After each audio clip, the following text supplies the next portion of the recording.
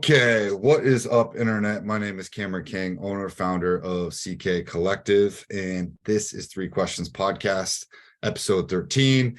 I have a very lovely black eye for those of you watching on YouTube from a mosh pit that was very unfortunate on Thursday night. Awesome time. But today, I have my first guest on the podcast. His name is Jeffrey Learned. He is a veteran of former Army Special Forces, those are the Green Berets, an aspiring entrepreneur and current program manager at Juniper Networks. He is also one of my CMO for hire clients.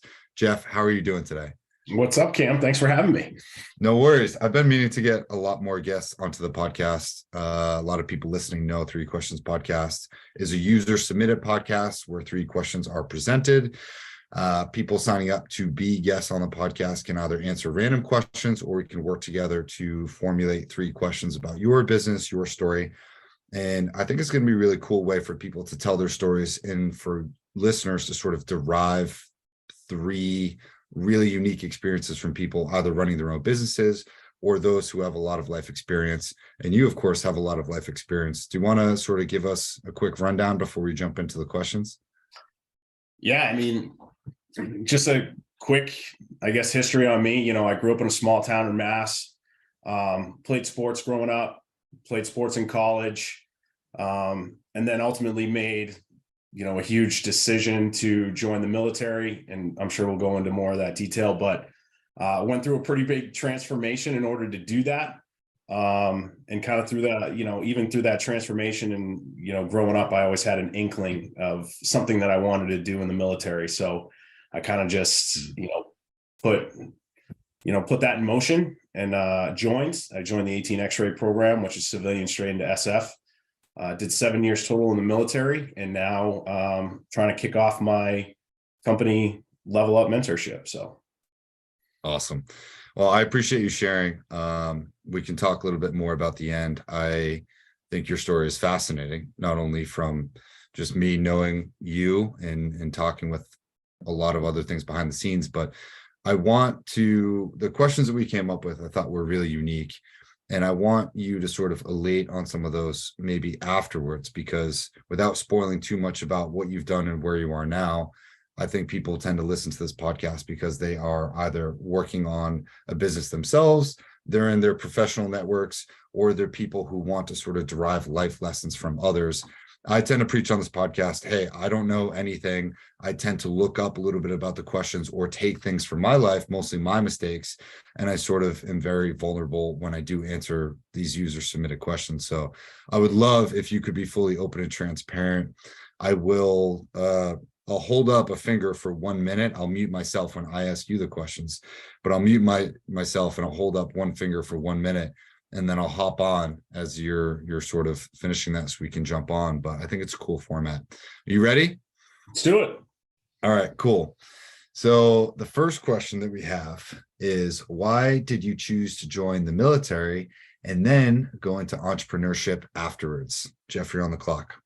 All right. So as I mentioned before, I kind of growing up, I kind of had an inkling for whatever reason. 9/11 happened when I was a freshman.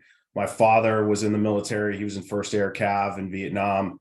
One of my grandfathers was a Marine at Iwo Jima, and the other grandfather was a Navy pilot, both during World War II, obviously.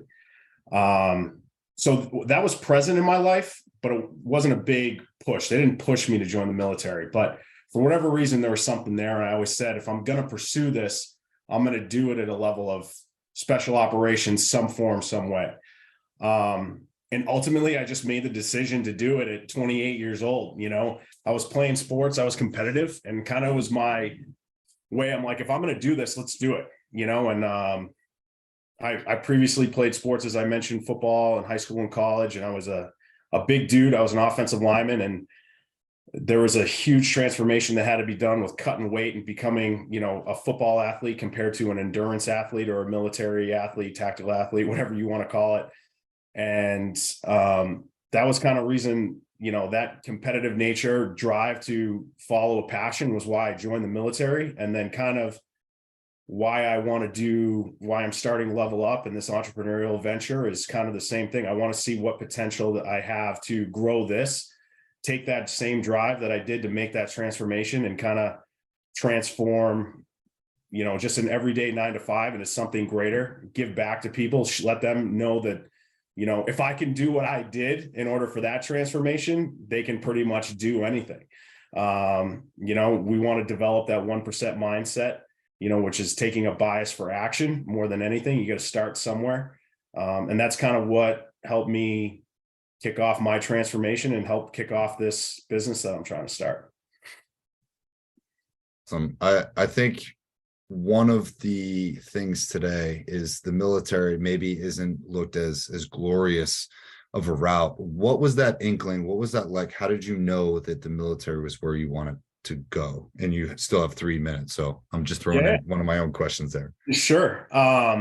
Like I said, my path to, I just knew I wanted to do something greater in the military. I think like looking at, how my dad was and my grandfathers, just strong, proud,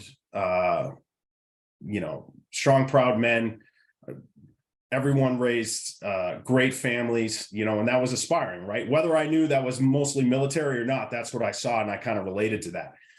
And the fact that I wanted to join special operations, I was like, I want that edge over everyone else. I want that ability to be, to prove to myself that I can be, one of the elite. And at the time, I didn't know where I was going to go, whether it be SEALs, Rangers, SF, whatever. But kind of as I was going through the process and figuring it out, SF was the right fit. I think the quiet professional lifestyle that they kind of embraced, and kind of living, I guess, a dangerous life and doing things that, not everyone can do, and going places not everyone can go, kind of drove me and, attracted me to that lifestyle. So, I guess that's kind of why I ended up fitting into special operations and choosing that more than anything else. And not to say that I'm not a competitive person at all. Again, playing sports, I was ultra competitive. So I think fitting into that ultra competitive environment, was the perfect fit. And you think that's why you chose to become an entrepreneur afterwards? For sure. I think same thing, competitive mindset, taking control of, something that I own, growing it to the best potential that I could, like I did in my, personal and professional career, and seeing where that potential can go. I want to be able to take control of something, grow something on my own, grow something that's, something that I believe in, not necessarily someone else's dream or work for someone else, but grow and develop that dream of mine, So I followed my dream to join the military, and now I'm following my dream to build and develop, level up. I love that. I think a lot of special operations, whether it be the Navy, Air Force, Marines, Army, and to clarify, Army Special Forces means Green Berets, and I hear a lot of other people make that distinction, and it's very tough for civilians to sort of grasp that, but Green Berets are the only special forces in the entire military. Even though there are special operations forces, it's very confusing. So I know this, I'm aware of it, but I want to hop into question number 2, because that directly relates to some of the things that we touched upon there, and I'll pepper in questions, so don't feel like you need to pander on about this particular question. But what were the 2 biggest lessons you learned in both the military and in your professional life thus far? If you had to distill 2 things, what would those 2 things be?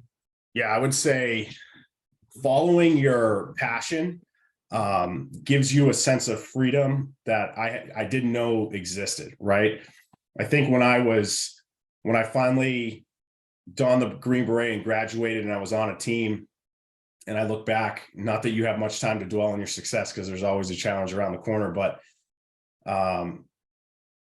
nothing really bothered me outside of being the best, medic I could be, being in the best physical condition, relating to a higher purpose, and tying that into your dream and your passion. You have a sense of freedom that nothing else matters. You know what I mean?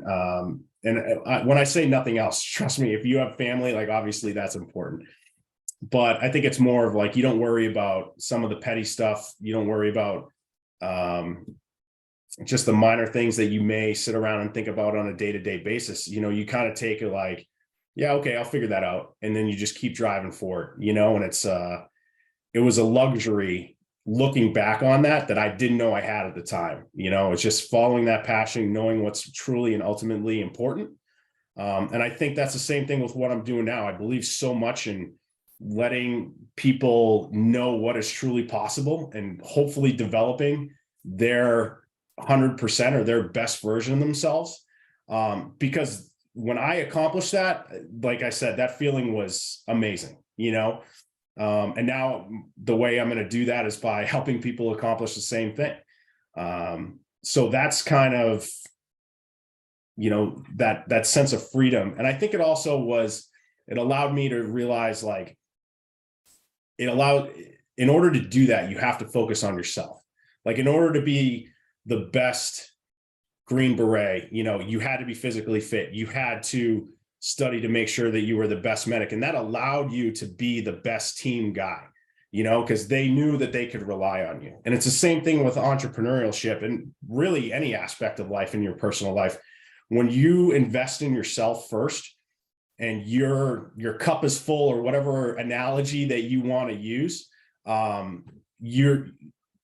it gives you a better opportunity to spread that wealth and present better versions of you to other people, whether that's, coworkers, your boss, your significant other, whatever it may be. When you're operating at 100%, they get 100%. When you're struggling, they don't get the best version of you, and I think that focus and that purpose that allows that freedom, or for you to feel that freedom, kind of gave me, made me have that realization of, investing in yourself is good. And then being the best version of yourself is, what is the top priority, really. And then the other thing that goes into it is everything comes to an end, right? Good or bad. So when you're having a bad day, just know that day is going to go over. You're going to go to bed. And the cool thing is you get a fresh reset the next day. So from the military, some of those days are long, bad days, when it happens. But it came to an end. And you really, if you have the right mindset, you look back and you kind of say, man, that sucked, but okay, whatever. And you drive on. And I think having that mindset also helped with that freedom where, like, this isn't going to last forever. Let's just get through it, learn from it. And, you get stronger, tougher, and smarter from it. So I'm ready to run through a brick wall. I think everything you just said was absolutely spot on. And a lot of entrepreneurs, a lot of clients, a lot of people that I know listen to this podcast needed to hear just that. So I couldn't agree more. I think when you invest in yourself, you become the rising tide that lifts all ships. And I know that's what your mentoring business is all about. Getting primarily, do you work with both men and women, or is it mostly men? Yeah, so both men and women, both civilian and military. There's really no bias. Ultimately, it's the person or the client that really we're looking for is someone who's looking to better themselves. They may be stuck. They may have had a certain amount of success and want more. They may have never done something, maybe they're a former athlete in one way and they want to run a marathon and they don't know where to begin. That's fine too. It doesn't matter. It's ultimately developing the mindset to achieve whatever you want and the proper planning and execution to achieve those goals. So that's really what we're about. That's awesome. And I feel like Green Berets and former Green Berets are uniquely fitted for that as well, since that's mostly their mission set. So last question, because I just went over 10 minutes. Question number 3. What would you tell a professional or a transitioning military member going into entrepreneurship or the workforce in today's world? Just start. Take that step forward. Have a bias for action. And as I mentioned, like, that's one of the things, essentially our slogan, right? Developing the 1% mindset. I truly believe the difference between the 1%, the top 1% in whatever category, and the other 99% is they have a bias for action. They're going to start regardless of where they are, and they don't mind putting in the work, and they're just going to be relentless about it. And it's really that easy. You're always going to run into a terror barrier or some form of fear of the unknown, and that's 100% normal. And I would say your perception or your imagination of how bad it is just so entirely out of reach. You know what I mean? Like it's blown out of proportion compared to the actual act. Like when you get going and you gain that momentum and you take that first step, and then you take the second step and third step, and you're actually moving towards building a company, transitioning from, wherever you are to wherever you want to be, you look back and you're like, that wasn't too bad, and it's really just busting through that barrier and having, that bias for action. And that's ultimately what I would say to anyone looking to transition from point A to point B, kick something off, start something, just start. It's okay. Kind of have the confidence that you've been successful before, which is why you want to achieve more, and kind of have a figure it the F out mentality. Like you'll figure it out, and that's kind of what it is. Like that bias for action is really, I think, the biggest separator. Don't sit back and wait because the perfect time and the perfect circumstance will never come. Just figure out how to make, the circumstances right now perfect. So I think a lot of people suffer from option paralysis these days, right? Whether it's the abundance of social media or the overwhelming amount of dopamine. And it's very rare that you see someone being super decisive. Okay. Not commanding, not overbearing, but I've found in the civilian world, it's very rare to find someone who's perpetually decisive and always sort of moving the ball. And whenever I have found those people, they tend to be people who have served, right? Because no one in the military likes someone who is indecisive, whether it be a leader or a teammate. I don't think those guys or women garner much respect if you're indecisive in the military. Would you agree? 100%. Yeah. From a military aspect, 100%. You need to be decisive. And even if that plan fails or the outcome isn't perfect the way you had it in your head. And rarely does any plan that you write up, on paper or walk through, and then the second you step through the door, it works out that way anyways. You know what I mean?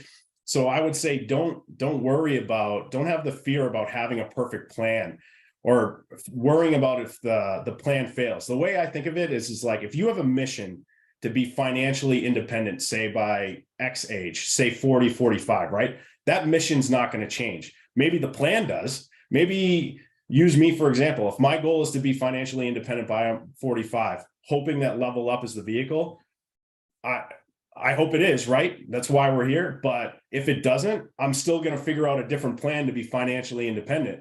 So I would say for people that have that option paralysis or that fear of not taking action, just go towards your goal. And it's okay if it doesn't work out on your first shot. Outside of winning the lottery, it never does anyways, Mm-hmm. So that's just start. Nelson Mandela, and I think Conor McGregor took this quote too, but Nelson Mandela, he was asked about his time in prison. And one of the quotes he said was, "I never lose, I either win or I learn." And Conor McGregor said that after one of his major defeats. And I was like, I got the chills. I was like, damn, if you have that mentality, right, what can't you do, And so I tend to tell myself that all the time. I write that down in my journal, or, I just, when I'm by myself, I'm like, dude, I never lose, I either win or I learn. And I think a lot of guys who are in special forces or SOF or in elite military units, or even high achieving successful entrepreneurs or business people, I think they tend to have very similar mentalities to that. Okay. Everything's a pathway to learning what to do or not to do. And they keep moving forward. They don't have this option paralysis. They don't really waste time. They just keep moving forward. Yes, they take rest. Yes, they let the reins down, but they tend to keep moving forward in their own lives. And that kind of momentum breeds success over time. It has to. I've never seen it not work out for someone who continuously moves forward. Without question. Question. So that's all I have for you. Is there anything else you would like to add? How can people reach you? What's your website? What's your business? Give us your elevator pitch here. Yeah. So the best way to reach me really is my website. It's levelup-mentorship.com. and it has everything connecting my social media. There's bookings, free complimentary 30-minute booking sessions with me to figure out kind of some of the things you're running into, and we can figure out a plan and potentially, hopefully, move forward. So everything runs through that website. So please feel free, reach out. And like I said, we're all about helping people reach their maximum potential, developing that 1% mindset. And kind of how I do it is we'll work together, develop these good habits that are sustainable over a long period of time. And honestly, to your point, Cam, you just keep moving forward with those habits. You'll never have to worry about taking a step backwards. So I do. I'm a huge advocate. I've had 3 mentors throughout my life that taught me about business. One was after a relationship, and then one helped me make a really big career change in my own life. And I couldn't be more grateful. I think investing in a mentor, having someone to be accountable to, having someone to be vulnerable to, as opposed to therapy, we'll say. I think especially for men, they should get mentors. I think men should, especially successful men, should mentor other men and really help them level up per your business name. It's super important. I think therapy is also great, but therapy, in my experience, can just be venting or complaining, and maybe not as much solutions oriented to someone who is an entrepreneur or a go-getter, such as yourself. So I will send as many people as I can to you. I will, of course, include this in the bio and all of the media that I do put out. And Jeff, I can't thank you enough for hopping on. Thanks for having me, Cam. I appreciate it. All right. We'll see you guys in the next episode. You know how to submit questions to 3 Questions Podcast. It's just 3questionspodcast@gmail.com, or you can go to ckcollective.co. It's all in the description down low. Thanks for watching, and we'll see you in the next one.